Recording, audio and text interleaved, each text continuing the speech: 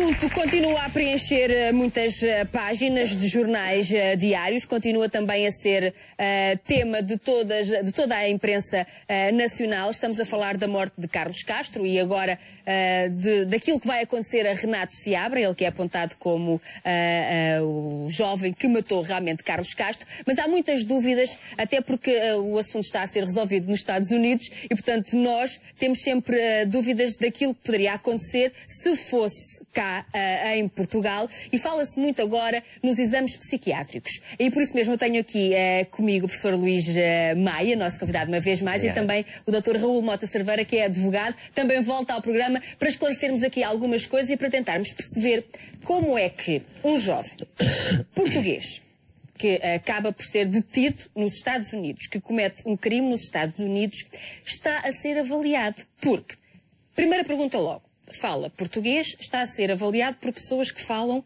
inglês. E já se diz que os exames de Renato podem não ser válidos, os exames psiquiátricos, por isso mesmo. Como é que alguém consegue avaliar outro numa língua diferente?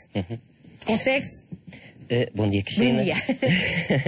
De facto, essa é a questão central.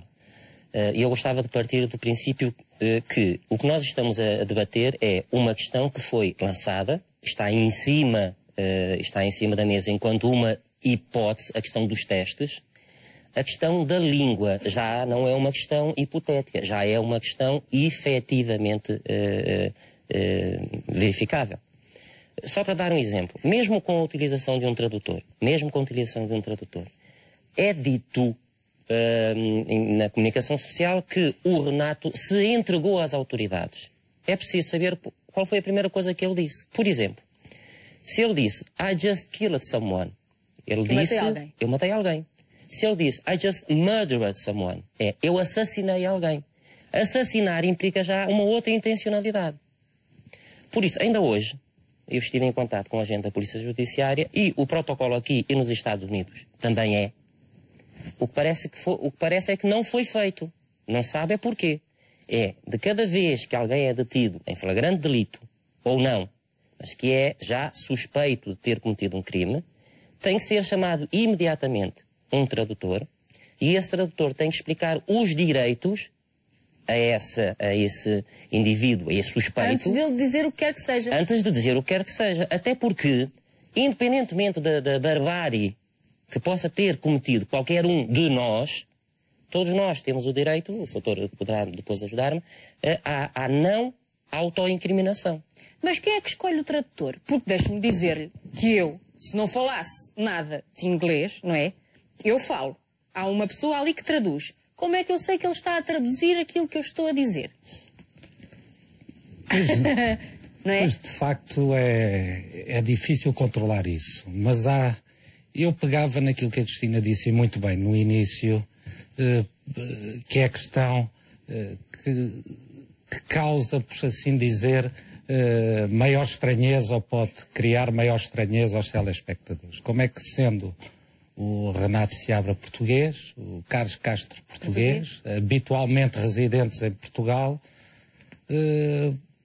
por que razão estão a ser julgados nos Estados Unidos?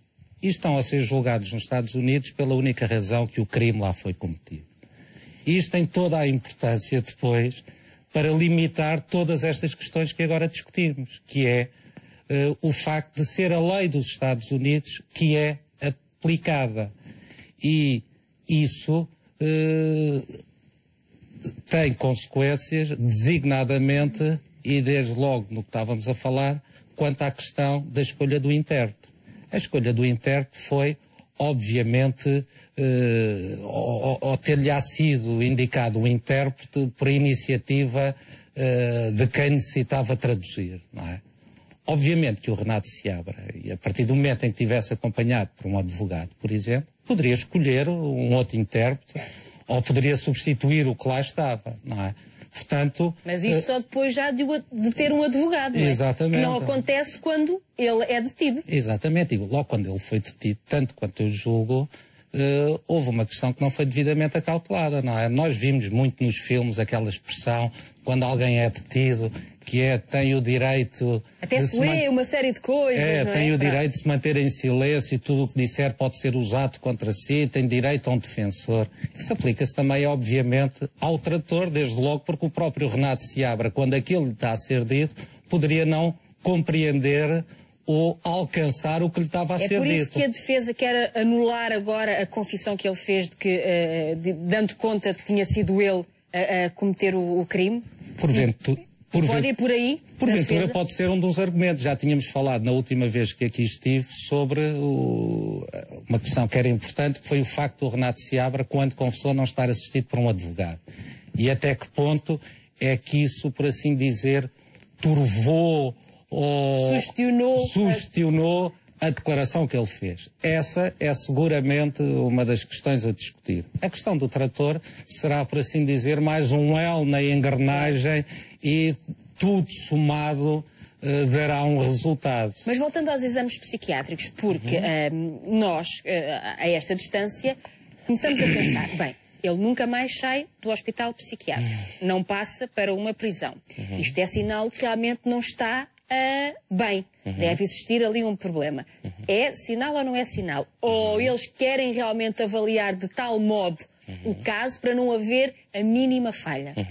O que me parece que está a acontecer é, justamente porque estamos a falar de um cidadão estrangeiro a quem têm que ser aplicadas as mesmas leis porque o crime foi cometido no território norte-americano, esta equipa de técnicos, por mais tradutores que lá ponham, e por mais, até pode ser um bilíngue, ou seja, alguém que fale inglês e português. As duas hipóteses estão em cima da mesa, que é, ele está efetivamente doente, está a ser medicado, as expressões das fotografias que aparecem, mais uma vez eu vou dizer, para o leigo pode parecer que eu estou aqui a apresentar uma espécie de defesa, não estou. Para o leigo pode parecer algo forçado, mas para um técnico especializado, as fotografias do Renato Seabra, quando apresentado a juiz, são claramente de alguém que está medicado. Aliás, nós temos essas imagens hoje também na imprensa nacional e penso que temos também para partilhar consigo aí em casa, onde se mostrava, no fundo, um evoluir das caras de Renato Seabra. Exatamente. E as primeiras fotografias que aparecem dele, até uma na praia, em que ele mostrava um sorriso e o rosto muito marcado por essas mesmas, aqui está, por essas mesmas expressões, mas depois temos uma imagem, e estas são imagens dele, logo, ainda antes de tudo ter acontecido, não é? Pode falar. Mas eu não sei se posso ir comentando, Cristina. Esse é um aspecto importante, porque, repare, vamos pegar naquilo que estávamos a falar. Portanto, ele está provavelmente medicado. E qualquer pessoa que perceba de medicação, ele para ter aquela expressão, ele não pode, ou está a tomar barbitúricos que já não se utilizam, ou está a tomar ansiolíticos que não lhe produz aquilo. Diz isso, professor? Porque o que se nota claramente ali é uma perca completa do tónus facial. Cristina, existem... Agora, culpa dos medicamentos, é isso? Perdão? Culpa dos medicamentos. Calma. Então vá. Ele está a ser medicado. Sim. Isso é seguro. Sim. Ele está a ser medicado, isso é seguro. Os ansiolíticos normais não produzem aquela face. Aquela face, se pudéssemos fazer um close, seria importantíssimo. Que há não sei se uma perca... Mas vamos tentar parar na que seja mais próximo. Isso, não faz mal. Uma perca do tónus facial. As pálpebras semicerradas. É típico, se repararem, é aquilo que nós chamamos uma face em máscara, ou uma face desembutada. E um indivíduo, qualquer indivíduo, no seu estado normal, que não esteja a ser medicado, eu suspeito, com neuroléticos. O que é que são neuroléticos? São substâncias que se aplicam em casos de descompensação psicótica. E aí entra a segunda questão, porquê é que ele está internado? Bom, eu estive aqui no dia 21 a sustentar que, na minha opinião, ele sofreu efetivamente um surto psicótico. E hoje é dia 10 e ele continua internado, então, continua medicado. Os psicóticos não passam? Passam. Posso lhe dizer que há pacientes que depois de ter um surto psicótico, podem demorar 2, 3, 4 meses a entrar em remissão. Porque o grande problema é este. As taxas a maioria destes casos nos Estados Unidos que envolvem crimes violentos implica que 64% mais ou menos dos sujeitos assassinaram, quando são crimes com esta brutalidade, fruto de um surto psicótico. Desses, 50% já com um quadro de esquizofrenia. E o que nós podemos Aliás, fazer... a esquizofrenia que normalmente se manifesta mais ou menos na idade de... No início da idade adulta. E é interessantíssima a questão das fotografias, porque não foi feita aqui, eu acho estranhíssimo uma coisa, não foi feita aqui aquilo que se chama uma autópsia psicológica em vida, que é em um mês, a não ser que, com tanta fuga de informação, os peritos